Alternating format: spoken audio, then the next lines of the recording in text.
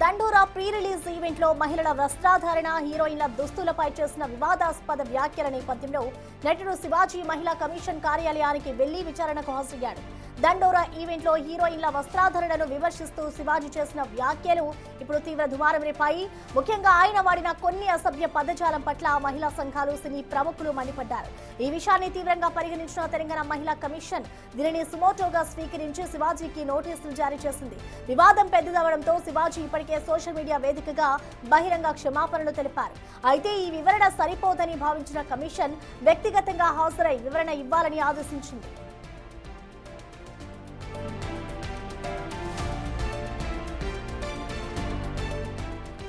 నోటీసుల మేరకు శివాజీ బుద్ధభవన్ లో ఉన్న కమిషన్ కార్యాలయానికి చేరుకున్నారు. కమిషన్ సభ్యులు ఆయన చేసిన వ్యాఖ్యల వెనుక ఉన్న ఉద్దేశం, వాడిన పదజాలంపై ఆయనను ప్రశ్నిస్తున్నారు. శివాజీ ఇచ్చే వివరణపై కమిషన్ సంతృప్తి చెందుతుందా లేదా అనేది ఇంకా తెలియాల్సి ఉంది. ఒకవేళ వివరణ సరిగా లేకపోతే కమిషన్ కఠిన చర్యలు తీసుకునే అవకాశం ఉంది.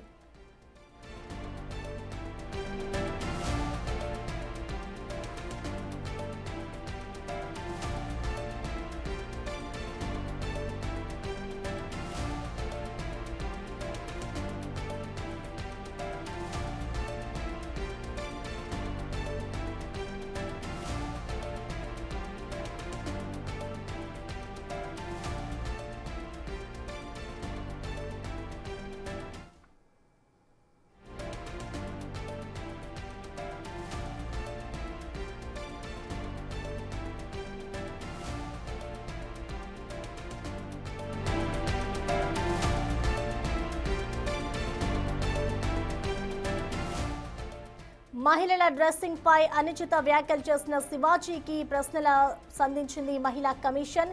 ఇటు మహిళలపై మీరు చేసిన వ్యాఖ్యలు మహిళల గౌరవం, వ్యక్తిగత జీవితంపై ప్రభావితం చూపుతుందని కమిషన్ భావిస్తోంది. మీరేమంటారు శివాజీ అని ప్రశ్నించింది.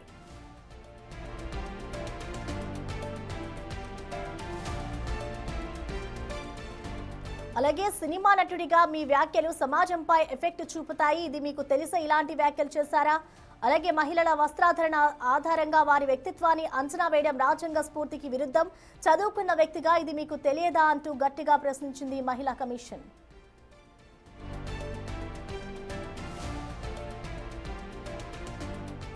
మీ వ్యాఖ్యలు మహిళలను కించపరిచినట్లు కానట్లయితే వాటికి సంబంధించిన ఆధారాలు ఇవ్వండి. మీ వ్యాఖ్యలు మహిళలపై దాడులు పెంచే విధంగా ఉన్నాయని ఫిర్యాదులు వచ్చాయి, వీటికి మీ సమాధానం ఏంటి అంటూ మహిళా కమిషన్ శివాజీని ప్రశ్నిస్తోంది.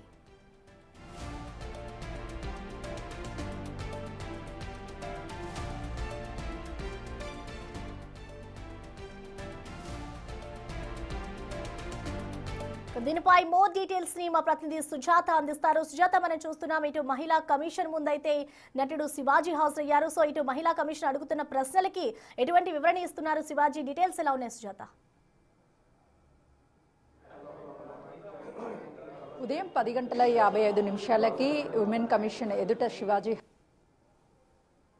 6 ప్రశ్నలు కూడా విమెన్ కమిషన్ శివాజీని స్టేట్మెంట్ ని రికార్డ్ చేస్తున్నారు. ఎందుకంటే శివాజీ చేసినటువంటి వ్యాఖ్యలు పూర్తిగా మహిళల్ని కించపరిచే విధంగా ఉన్నట్లు, మీకు తెలియకుండానే వ్యాఖ్యలు చేశారా? చదువుకున్నటువంటి వ్యక్తి అయి ఉండి సమాజంలో ఒక బాధ్యత కలిగినటువంటి పౌరుడిగా ఉండి రాజ్యాంగం పట్ల గౌరవం ఉన్నటువంటి వ్యక్తి అయి ఉండి మహిళల్ని కించపరిచే విధంగా ఎందుకు మాట్లాడారు? మాట్లాడేటప్పుడు ఇది తప్పు అన్న విషయాలు మీకు తెలియదా అని చెప్పేసి ఇలాంటి ప్రశ్నలు అడుగుతున్నారు శివాజీని. అయితే శివాజీ ఎప్పుడైతే మహిళా వస్త్రాలపై అనుచిత వ్యాఖ్యలు చేశారో, అన్పార్లమెంటరీ వర్డ్స్ ని ఉపయోగించారో వాటిని మాట్లాడడం అనేది తప్పు అని భావించి తనంతట తానే సోషల్ మీడియా వేదికగా బహిరంగ క్షమాపణ చెప్పారు మహిళలకి. ఆ తర్వాత దాంతో మహిళా కమిషన్ సంతృప్తి చెందలేదు.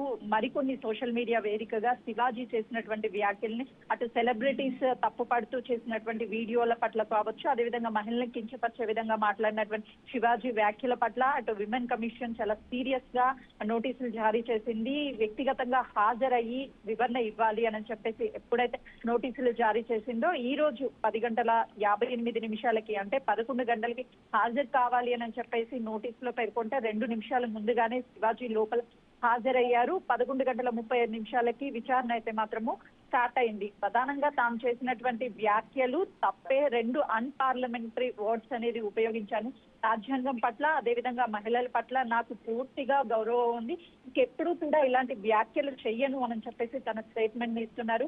ఒకవేళ ఈ రోజు సమాధానాలు శివాజీ నుంచి వచ్చినటువంటి సమాధానాలు సంతృప్తిగా లేకపోతే మరొకసారి నోటీసులు జారీ చేసి విచారించే అవకాశం ఉంటుంది. కానీ శివాజీ తాను చేసినటువంటి అన్పార్లమెంటరీ వర్డ్స్ 2 ఖచ్చితంగా కూడా తప్పే.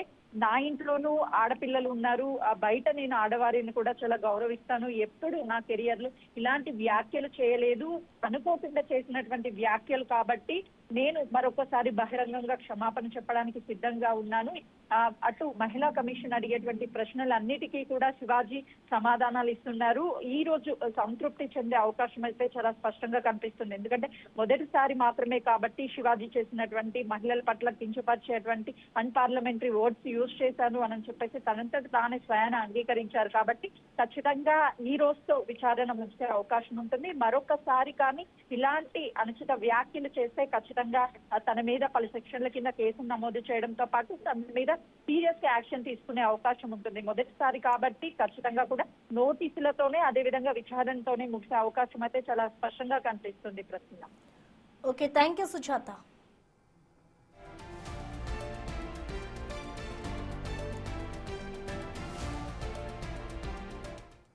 Yourself also, you have some others and